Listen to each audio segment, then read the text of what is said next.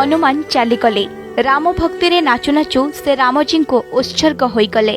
आपण एहाकु धार्मिक आवेग सह जोड़ी पारंती, कहि पारंती एभली मृत्यु केवल भाग्यवान लोकों को आसे।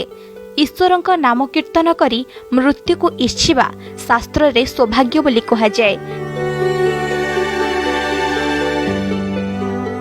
हेले एहार विपरीत दिगटी जे केते कष्टकर ताहा मध्य अनुमान करंतु।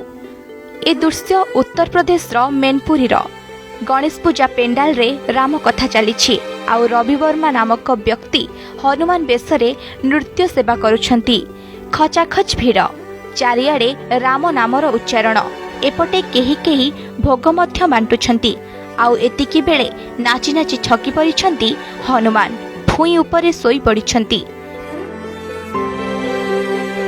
केही केही एहाकू अभिनयर गोटे अंश बोली भाबी कथाटाकू गुरुत्वर भावे नेउनाहांती।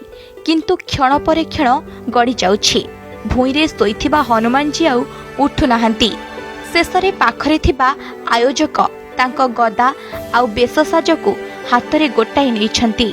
लोकंक बाहुरे भुआ होइछंती हनुमान बेशधारी रवि शर्मा।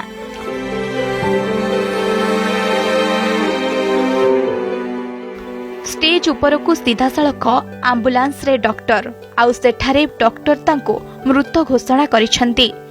खबर नेबारु जणा पड़िछि तांकर हृदघातरे मृत्यु होईछि। आउ से मंच उपरे ही से प्राण हराइछंती। मंचरे से प्रभु हनुमान थिले, किंतु वास्तव जीवन ले से तेल लुण संसारर जने अभावी मनीष, जहार घर परिवार अछि, जा उपरे परिवार रो बोझ रहिछि। किंतु तांकर एही अतर्कित मृत्यु सबु सारी देला। हनुमान होई रवि अस्त होई गले सत, हेले छाड़ी चली जाइथिबा परिवार रो प्रश्न। सतरे मृत्यु कोन एमिति आसे? Bureau report, Argus news.